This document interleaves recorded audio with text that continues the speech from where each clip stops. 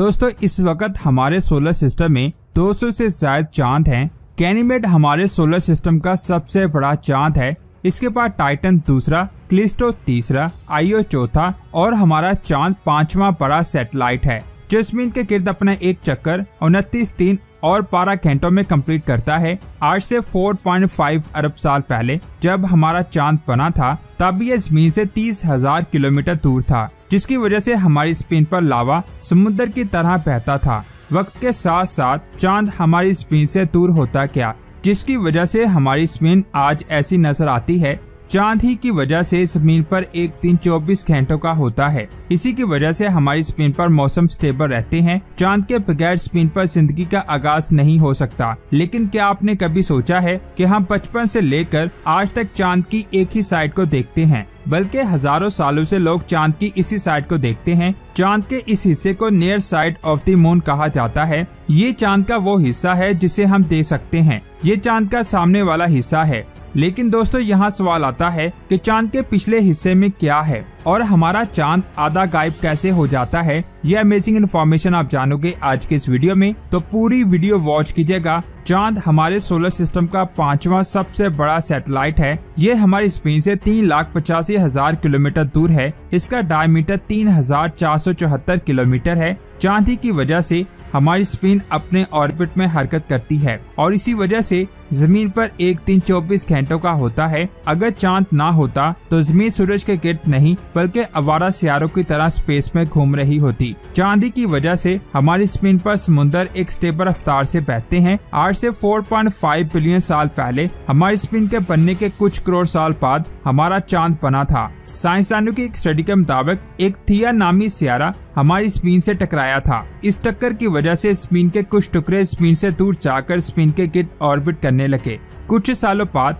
ये टुकड़े जमा होने शुरू होके इन टुकड़ों के आपस में जुड़ने से हमारा चांद वजूद में आया। यानी चांद हमारी स्पिन का हिस्सा है। हजारों सालों से हम चांद को कमरी कैलेंडर के तौर पर इस्तेमाल करते हैं। जब चांद का पहला फेज नजर आता है तब हमारा इस्लामी महीना शुरू होता है और हर गुजरते दिन के साथ चांद का साइज बढ़ता जाता है और आखिरकार 15 दिन के बाद चांद हमें मुकम्मल दिखाई देता है। लेकिन यहाँ पर ये सवाल आता है कि चांद के ये फेसेस कैसे बनते हैं। चांद के ये फेसेस तब बनते हैं जब चांद हमारी स्पिन के गिर्द घूमता है। चांद जमीन के गिर्द एक चक्कर 29 दिन 15 घंटों और 45 मिनट में पूरा करता है। यानी एक महीने में चांद जमीन के गिर्द अपना एक चक्कर मुकम्मल करता है।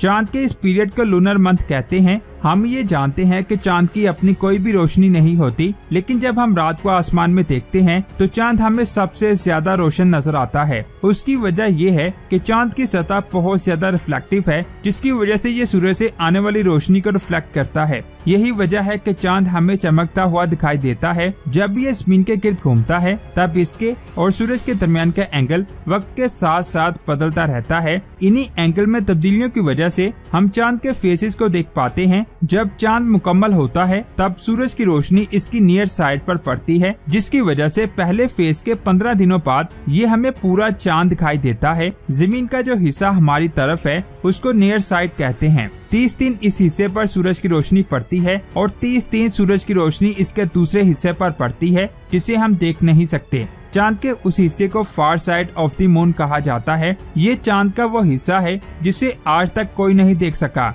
चांद के फार साइड के बारे में जानने से पहले हमें चांद की नियर साइड के बारे में जानना चाहिए। चांद हमारी स्पिन के गिर्द जिस तरह ऑर्बिट करता है उसको टाइडल लॉकिंग या ग्रेविटेशनल लॉकिंग कहते हैं। टाइडल लॉकिंग में चांद का ऑर्बिटिंग पीरियड और अपने एक्सिस पर रोटेटिंग पीरियड सेम होता है, जिसकी वजह से रोटेट करते हुए हमेशा चांद की एक साइड स्पिन की तरफ रहती है और दूसरी साइड हमेशा दूसरी तरफ रहती है। जैसे कि मैं आपको पहले बता चुका हूँ कि चांद स्पिन के गिर्द अपने एक चक्कर 29 दिन 12 घंटों में पूरा करता है, जबकि चांद अपने एक्सिस के गिर्द एक चक्कर 27 दिन 7 घंटों में पूरा करता है। यानी चांद अपने एक्सिस पर उतनी ही स्पीड से रोटेट करता है जितनी स्पीड से वो स्पिन के गिर्द रोटेट करता है। जब आप चांद के नियर साइड को गौर से देखेंगे तो यहाँ पर आपको बहुत से दाग नजर आएंगे। इन दागों को हम बचपन से देखते आ रहे हैं। लेकिन दोस्तों, क्या आपने कभी ये सोचा है कि चांद की सरफेस पर ये दाग कैसे बने थे? आज से बहुत साल पहले चांद पर एस्टेरॉयड की बारिश हुई थी, जिनकी टक्कर से यहाँ पर गड्ढे बने। लेकिन जब हम जमीन से चांद को देखते हैं तो हमें चांद की सतह पर कोई भी गड्ढे नजर नहीं आते, बल्कि वहाँ पर दाग नजर आते हैं। ये कैसे मुमकिन हो सकता है? आखिर ये है क्या? इनको लूनर मारिया कहा जाता है, यानी एक समुंदर। हजारों साल पहले लोगों को ये लगता था कि ये निशान एक समुंदर है, जिसकी वजह से उन्होंने इसका नाम लूनर मारिया रखा। लेकिन आज के जदीद दौर में हम ये जानते हैं कि ये समुंदर नहीं बल्कि चांद की सरफेस है। इसको देखकर यहाँ एक सवाल आता है, चांद का ये हिस्सा हमें कम रोशन क्यों नजर आता है? चांद का ये हिस्सा जिसको लूनर मारिया कहा जाता है, ये हिस्सा आयरन कंपोजिशन से बना है, इसीलिए ये बाकी हिस्सों की निस्बत कम रोशन नजर आता है। ये हिस्सा तब बना था जब हमारी स्क्रीन पर बड़े बड़े एस्टेरॉयड की बारिश हुई थी, जिसको दी लेट हैवी बम्बार्डमेंट कहते हैं। रेडियो मैट्रिक्स दी एज रेटिंग की मदद से ये पता चला है कि ये आज से 3.8 अरब साल पहले हुआ था। हजारों की तादाद में एस्टेरॉयड चांद के इस हिस्से से टकराए थे।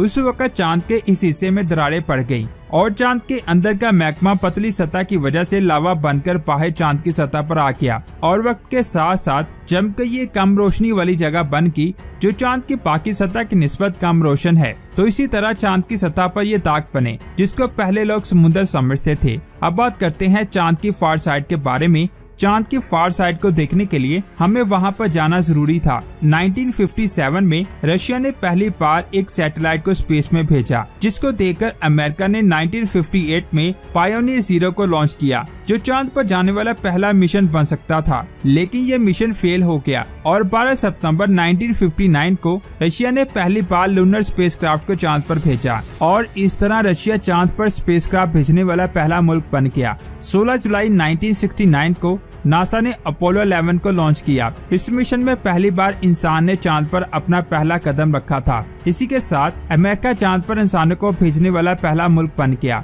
1959 में रशिया ने लूनर 3 स्पेसक्राफ्ट को लॉन्च किया, जिसने पहली बार चांद की फार साइड की तस्वीरें खींची, जो काफी धुंधली थी। लेकिन हम इंसान पहली बार चांद की बैक साइड को देख रहे थे। 21 दिसंबर 1968 को नासा ने अपोलो 8 स्पेसक्राफ्ट को लॉन्च किया, जिसमें 3 साइंसदान थे और यही वो पहले 3 इंसान थे जिन्होंने चांद को ऑर्बिट करते वक्त चांद की बैक साइड को पहली बार देखा। इस मिशन में चांद पर लैंड नहीं किया गया, बल्कि सिर्फ चांद को ऑर्बिट किया गया। इसी वजह से अमेरिका ने 18 जून 2009 को लूनर ऑर्बिटर को लॉन्च किया और इसने साबित किया कि चांद पर पानी मौजूद है। और इसके अलावा इसने चांद के फार साइड को डिटेल से स्टडी किया, जिसने साइंसदानों के होश उड़ा दिए। चांद का पिछले वाला हिस्सा बहुत ज्यादा अजीब और खौफनाक था। इस हिस्से पर एस्टेरॉयड के टकराने के बहुत बड़े और गहरे निशान मौजूद थे। लेकिन यहाँ पर एक अजीब बात यह है कि चांद के सामने वाले हिस्से की निस्बत चांद के पीछे वाले हिस्से पर दाग न होने के बराबर थे। चांद के इस हिस्से पर एस्टेरॉयड की बारिश हुई थी, तो फिर इस हिस्से पर मैग्मा निकलकर बाहर क्यों नहीं आया? ऐसा क्यों था? साइंसदानों ने इसकी जो वजाहत दी है वो बहुत ज्यादा अजीब है। साइंसदानों के मुताबिक 8 से 4 अरब साल पहले जब थिया जमीन से टकराया था, तब एक नहीं बल्कि 2 चांद बने थे, जो वक्त के साथ साथ एक दूसरे में मर्ज हो गए। इसी वजह से चांद की बैक साइड यहाँ पर दूसरा चांद आकर जुड़ गया था। वहाँ की सतह सामने वाले हिस्से की निस्बत ज्यादा मजबूत और मोटी हो गई और जब एस्टेरॉयड की बारिश हुई तब सामने वाले क्रस्ट में दरारें पड़ गई, जिसकी वजह से लावा बाहर आ गया। लेकिन पीछे वाला हिस्सा मोटा होने की वजह से वहाँ पर दरारें नहीं आई। यही वजह है कि चांद के इस हिस्से पर क्रेटर्स मौजूद हैं, जबकि जमीन पर हजारों सालों तक ये समझा जाता रहा कि चांद की फार साइड पर कोई एलियंस रहते हैं। लेकिन वहाँ सिर्फ एस्टेरॉयड के टकराने के निशान मौजूद हैं, इसके अलावा और कुछ नहीं है। चांद की स्टडी से हमें ये भी पता चलता है कि हमारा सोलर सिस्टम कैसे बना। वैसे आप इसके बारे में क्या कहते हैं? नीचे कमेंट्स करके जरूर बताएं। वीडियो अच्छी लगी तो लाइक करने के साथ साथ इसे आगे भी शेयर करें। मिलते हैं एक और अमेजिंग वीडियो में। अपना बहुत सारा ख्याल रखें। अल्लाह हाफिज।